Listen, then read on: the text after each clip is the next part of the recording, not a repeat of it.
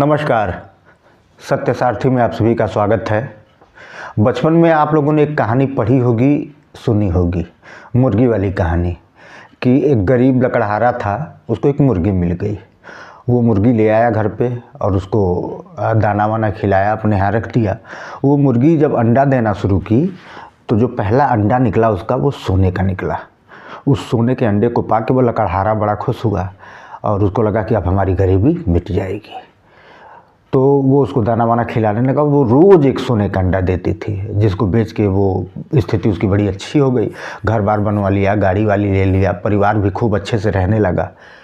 तो ऐसे रोज़ एक एक अंडे वो देती थी। एक दिन लकड़हारा कहीं रिलेशन में चला गया तो उसकी बीवी और बच्चे ने सोचा कि ये रोज़ एक एक अंडे से काम नहीं चलेगा।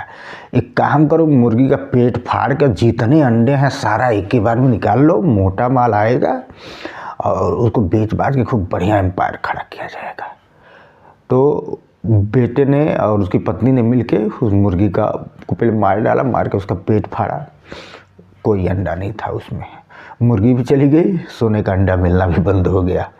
ये कहानी मैं आपको इसलिए बता रहा हूँ कि सेम यही कहानी भाजपा ने दोहरा दी।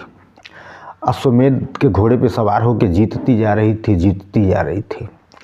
सवर्ण जो उसके साथ थे बिल्कुल शुरू से ही इंटैक्ट रहे। सवर्णों ने जब भाजपा की बहुत बुरी स्थिति थी तब से उनको सहारा दिया। वो हमेशा खड़े रहे, उनके साथ डिगे नहीं। उसके बाद धीरे धीरे भाजपा मजबूत होती गई तो ओबीसी भी आके जुड़ गई, एससी भी आके जुड़ गए, एसटी भी आके जुड़ गए, माइनॉरिटी भी आके जुड़ गई। माइनॉरिटी में मुस्लिम को हटा दिया जाए, हालांकि मैं मुस्लिम को माइनॉरिटी नहीं मानता हूँ, फिर भी सरकार मानती है या नियम कानून जो भी है मानते हैं उसको माइनॉरिटी। मैं नहीं मानता हूँ माइनॉरिटी। बाकी जो माइनॉरिटी हैं जैसे कि कुछ क्रिश्चियंस, बौद्ध, सिख, जैन, ये आके जुड़े बीजेपी से। तो भाजपा मजबूत होती चली गई। अब भाजपा ने ये सोचा कि भाई ये मुर्गी जो सोने का अंडा दे दे के सवर्ण रूप में जो मुर्गी है, ये सोने का अंडा एक एक देती रही, हमको मजबूत बनाती रही। अब पेट फाड़ने का समय आ रहा है। अब तो ओबीसी भी हमारे साथ जुड़ गई हैं, एससी एसटी भी जुड़ गए हैं, तो अब क्या ज़रूरत है इनको। तो उन्होंने सीधे उनके सीने पे चाकू भोंक दिया। अब इसके रिजल्ट आ रहे हैं और इसकी शुरुआत बंगाल से हो रही है। बंगाल में भाजपा ने पिछली बार 77 सीटें जीती थी। 38% वोट था उसको और 48% ममता को मिला था। 3 से 77 पे छलांग लगाई थी भाजपा ने। ये लग रहा था कि इस बार बंगाल का दुर्ग भाजपा भेद देगी और भाजपा बहुत छटपटा रही है बंगाल जीतने के लिए। इधर के जितने भी राज्य देख लीजिए, वो लगभग सारे राज्यों में भाजपा काबिज है। सिर्फ एक बंगाल ही ऐसा राज्य है जहाँ पे भाजपा की दाल नहीं गल पा रही है और भाजपा जीतने के लिए वहाँ पे एड़ी चोटी का जोर लगा दी है और एक अच्छे पोजीशन में निकल रही थी भाजपा का सिर्फ एक ही माइनस पॉइंट था। भाजपा के जो वोटर थे वो सिर्फ ये डरे हुए थे कि टीएमसी के जो वोटर हैं, सपोर्टर हैं, वो बड़े अग्रेसिव हैं। अगर हम वोट देते हैं भाजपा को तो भाजपा हमारी सुरक्षा नहीं करती है। वो सिर्फ यही एक ऐसा मुद्दा था वोटरों के बीच में जिससे उनको घबराहट थी। लेकिन फिर भी वो कहीं कहीं मन बना रहे थे या उनके मन में था कि नहीं, हमको भाजपा को वोट देना है। वो सिर्फ एक सिक्योरिटी चाहते थे कि अगर कोई बात होती है, टीएमसी के गुंडे हमला करते हैं तो भाजपा हमारी मदद करे। यानी सिर्फ एक यही पॉइंट था जिसको सुधार करके भाजपा बंगाल में न सिर्फ फाइट में आ जाती बल्कि जीत जाती। लेकिन अभी जो ये यूजीसी अमेंडमेंट बिल आया है और इसके बाद विरोध जिस तेज़ी से बढ़ रहा है, ये बढ़ते बढ़ते पूरे यूपी में अभी बहुत जोर पकड़ लिया है, बिहार में जोर पकड़ लिया है। तो बिहार से सटा हुआ राज्य बंगाल भी है, बंगाल में भी पहुंच रहा है धीरे धीरे। तो भाजपा अपने उच्चतम प्रयास के बाद 38% वोट शेयर तक पहुंची है और टीएमसी का 48 है। अब यहाँ से जितना भी भाजपा चढ़ेगी वो टीएमसी का डाउनफॉल होगा, क्योंकि जो बाकी अदर वोटर थे, कांग्रेस के थे या कम्युनिस्ट के थे, वो सब आके जुड़ गए हैं भाजपा से।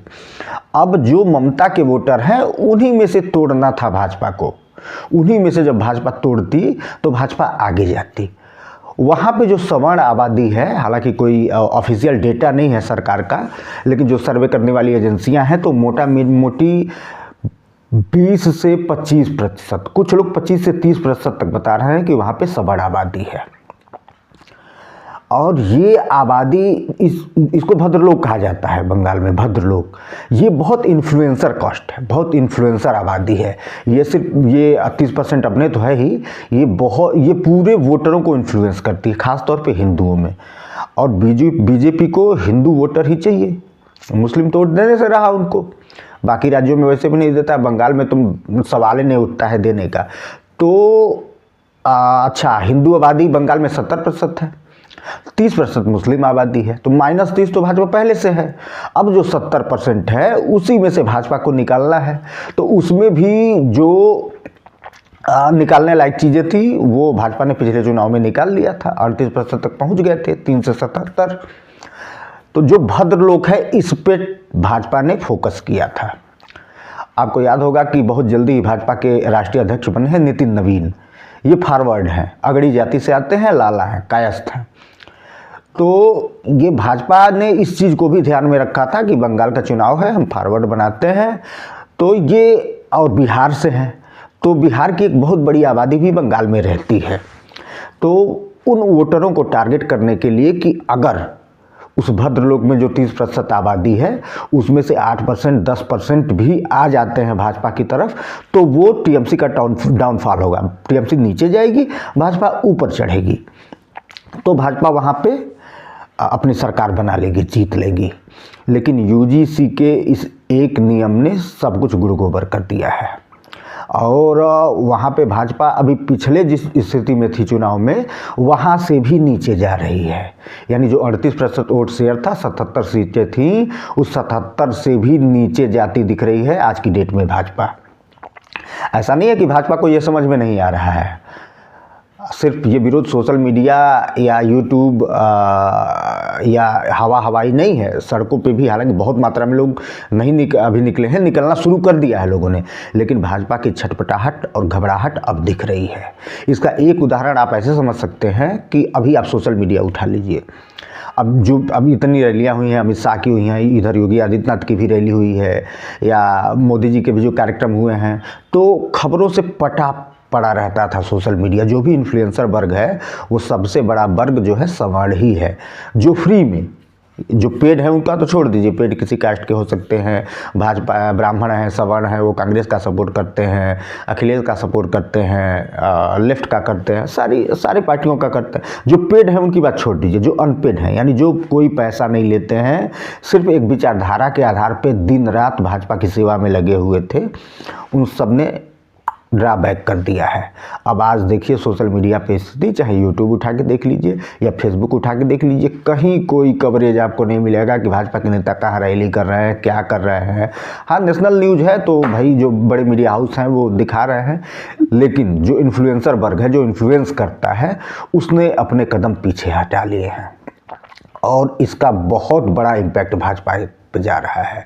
भाजपा के अंदर भी बहुत घबराहट और छटपटाहट है, इसीलिए आनन फानन में ही नितिन नवीन को भेजा गया है बंगाल कि आप बंगाल में जाइए और अभी बहुत डाउनफॉल होने से रोकिए, अभी चीज़ें चल रही हैं, विचार हो रहा है, तब तक ऐसा न हो कि ऐसा डेंट लग जाए कि फिर आगे संभालने लायक ना हो, हम इसको सुधार करने के बाद भी वहाँ बैक हो जाए।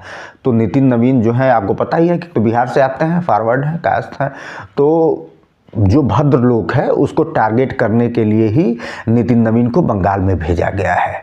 और वहाँ पे संभवतः उनका 2 से 3 दिन का वो दौरा है और कई जगहों पे उनको जाना है, और वो उसी कॉन्स्टिट्यूंसी को एड्रेस करने के लिए उनको भेजा गया है। ये जो सवर्ण कॉन्स्टिट्यूंसी है बंगाल में, जिसको भद्रलोक कहा जाता है, इनकी आबादी 20% ही मानिए तो 20% वोट बहुत होता है, खासतौर पे ऐसी पार्टी के लिए जो पहले से ही -30 में चल रही हो। जो दलित समाज है, मथुआ समाज, ऐसे लोग तो वो वोट देते हैं भाजपा को, भाजपा के साथ आ गए हैं। तो आप -30 में पहले चल रहे हो, तो अगर ये 20% जो अभी जुड़ने के लिए लालायित है, जो मन बनाए हुए है कि नहीं अब हमको ममता को हटा के बीजेपी के साथ जुड़ जाना है, वो अपने कदम जब पीछे खींच लेगा तो समझिए भाजपा कहाँ पे चली जाएगी, भाजपा की क्या स्थिति होगी। तो भाजपा को लेके बहुत ज़्यादा अंदर ही अंदर छटपटाहट है।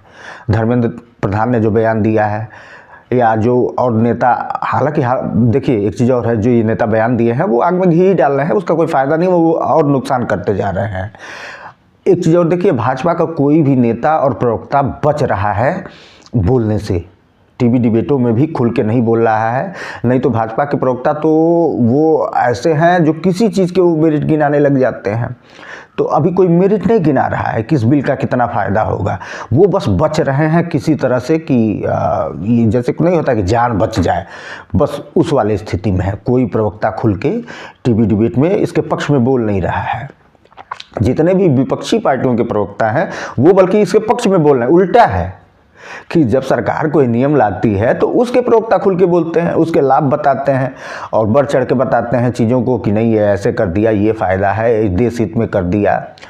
लेकिन उल्टा इसमें दिखने को मिल रहा है। जो विपक्षी पार्टियों के प्रवक्ता हैं वो इसको डिफेंड कर रहे हैं, सरकार के इस कदम को, और सरकार के जो प्रवक्ता हैं वो बिल्कुल एकदम दम साधे चुपचाप बैठे हुए हैं, क्योंकि वो जान रहे हैं कि ये कहते हैं ना कि पैर पे कुल्हाड़ी मारना, तो इन्होंने कुल्हाड़ी पे ही पैर मार लिया है। और इसका असर ये अभी तो बंगाल से शुरू हुआ है, बंगाल की ही हम लोग चर्चा कर रहे हैं। बंगाल के बाद ये पूरे भारत में फैलेगा, अगला शिकार इसका यूपी होगा। लेकिन बंगाल में अभी जीत के बाद, जो बिहार में जीत हुई थी या फिर दिल्ली में जीत हुई थी या महाराष्ट्र में जीत हुई थी, अभी जो लोकल बॉडी इलेक्शन हुए हैं महाराष्ट्र में, इतनी बड़ी जीत हुई थी, तो भाजपा के कार्यकर्ता बहुत उत्साहित थे। बंगाल के वोटरों में भी इसका प्रभाव देखने को मिल रहा था। अब लोग ये मन बना लिए थे कि नहीं, बहुत हो गया, 15 साल हो गए ममता को, और अब ममता की विदाई करनी है। लेकिन अब वो रिवर्स हो रहा है, वो कह रहे हैं कि नहीं भैया ममता ही ठीक है, कम से कम ऐसे कानून तो नहीं बना रही हैं, चलो ठीक है, जो भी है अच्छा है बुरा है चलेगा, लेकिन ये भाजपा वाला ये ना चलबो। तो ये भाजपा ने, फिर एक बार मैं कह रहा हूँ कि भाजपा ने कुल्हाड़ी पे पैर मार लिया। पैर पे कुल्हाड़ी नहीं मारा है, कुल्हाड़ी पे ही पैर मार लिया है। अब आगे जैसे जैसे इसके सीक्वेंस और बढ़ेंगे, जो भी चीज़ें नई आएंगी वो हम आपको बताते रहेंगे।